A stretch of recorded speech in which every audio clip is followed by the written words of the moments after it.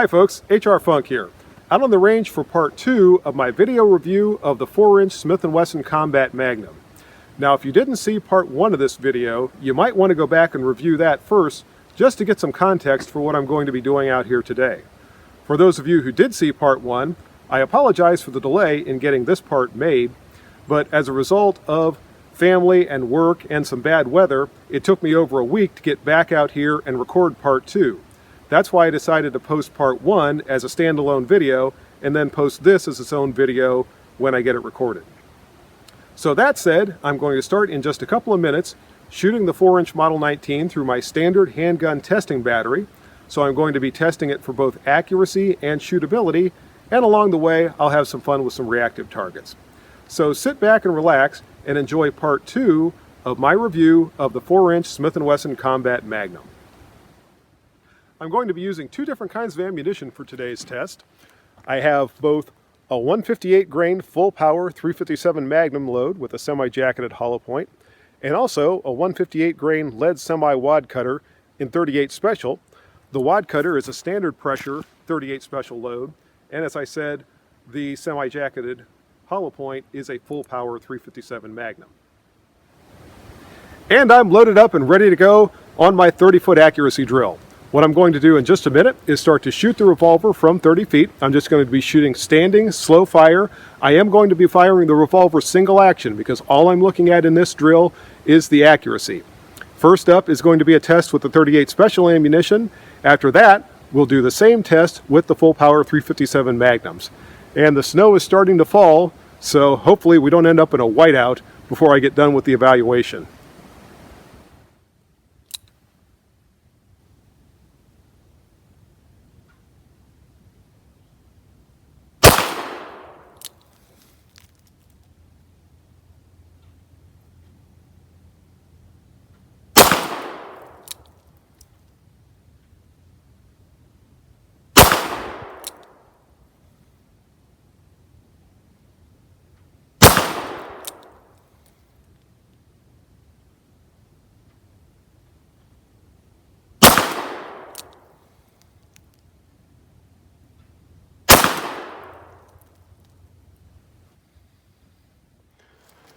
Well, other than the fact that I think I need a sight adjustment for the 38 Special ammunition, that doesn't look too bad at all. 5 out of those 6 shots are nearly touching. One shot I pulled just slightly over to the right. Before I touch the sights though, I'm going to try this drill with the 357s and see where they print. And here we go with the 30-foot accuracy drill with the 357 Magnum ammo.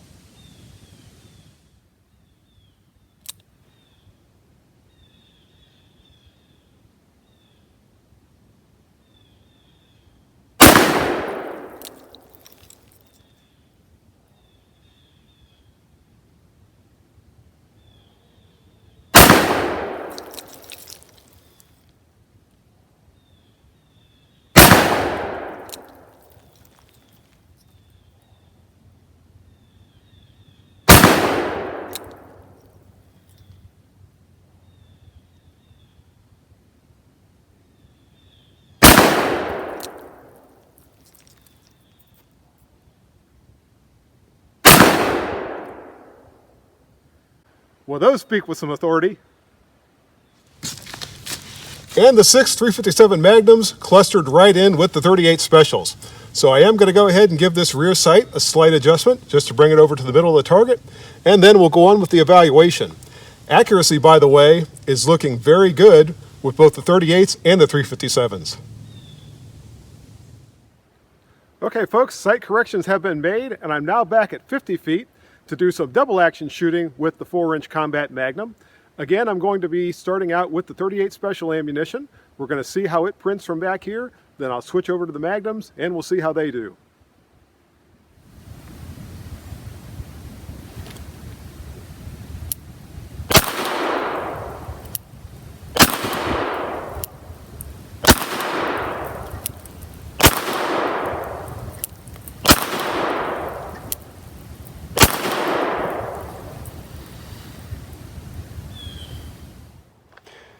And the 50-foot shooting with the 38 Specials all stayed in the chest area of the target. I'm going to switch over now and try this drill with the 357s and see how they do.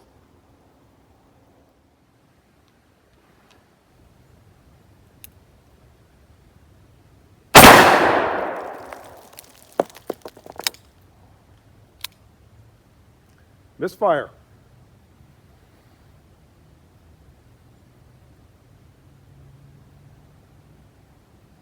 These are hand loads, folks. Must have had a bad primer.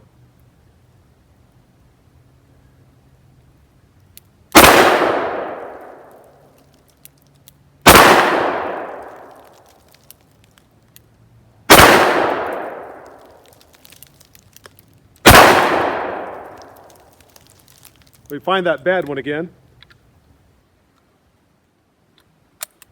And we'll see if it goes with a second strike.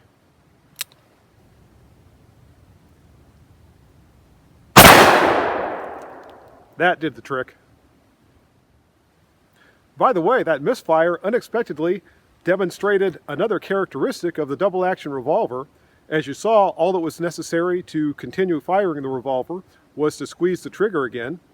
There was no tap, rack, and bang or anything like that. The immediate action for a revolver, if you have a misfire, is just squeeze the trigger one more time. Now, I did wait before I did that, just on the off chance that maybe I was going to have a hang fire. So after I held the pistol out for several seconds to make sure it was not going to discharge, then I went ahead and fired the next round. Now, let's go down and take a look at the target. All right, very respectable group with the 357s from 50 feet. I've got 2 of them that almost went through the same hole. The other 4 are in a nice close cluster. So the accuracy is looking very good, firing the revolver double action from that distance. Now it's time to move on to some more defensive-oriented drills. I've moved up to 7 yards. From here I'm going to be working on a failure drill, firing 2 shots to the body and 1 shot to the head in rapid succession. I am going to be shooting this with the 357 Magnum ammo. I don't think I'm going to try it with the 38 Specials, and we're going to see how it does from here.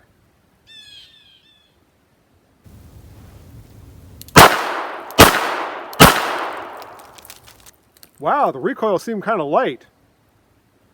Oh, I know what happened. My 4-inch Model 18 decided to butt in on its bigger brother's video. You folks will have to give me a couple of minutes while I deal with this recalcitrant urchin, and we'll get back to a review of the 4-inch Combat Magnum right after this.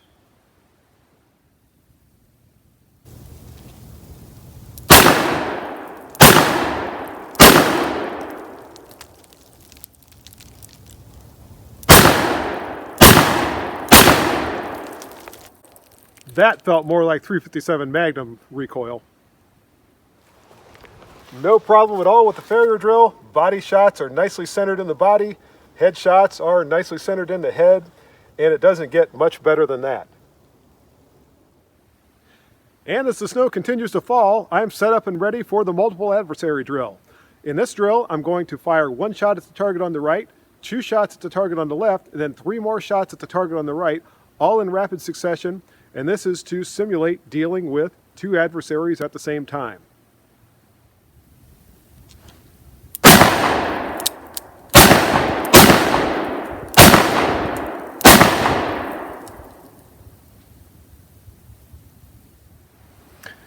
And again, I had a misfire, but as you saw, I was able to recover from it and continue shooting. This ammo is some that I loaded up a long time ago, and apparently I just didn't do a good job seating the primers. That's why I keep getting these misfires. But again, the multiple adversary drill, or both adversaries, would be stopped even if you had a problem with your ammunition through a situation like this. And just again, taking a look at the shot placement on these, I have 3 very nicely centered shots in the chest of this target, 2 nicely centered shots here. Even with the 1 misfire over here, I don't think this person is going to be continuing with any kind of hostile actions. Folks, the water bottle desperados are back to try their luck against the 4-inch Combat Magnum. We're going to take them on from a distance of 40 feet and see if we can teach them the error of their ways.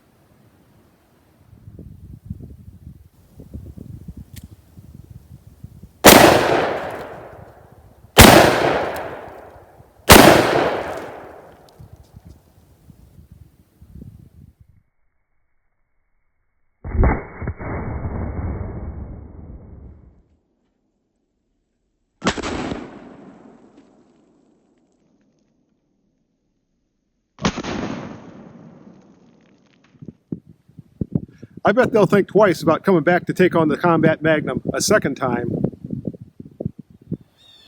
One stage of the evaluation left, folks. This is where we find out if the 4-inch Combat Magnum is a 20-foot tack driver.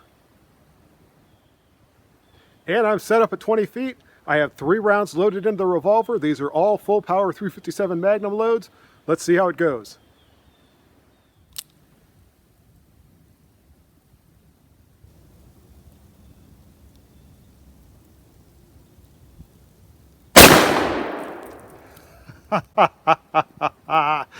Yes, the Model 19 4-inch Combat Magnum is a tack driver on the first shot.